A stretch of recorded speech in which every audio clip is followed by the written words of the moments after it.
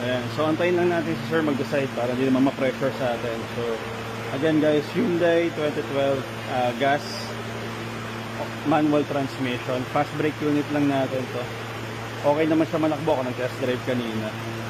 Yun nga lang, may kalampag sa gilid, medyo malakas eh. So, tawaran natin si sir. Saka faded yung paint.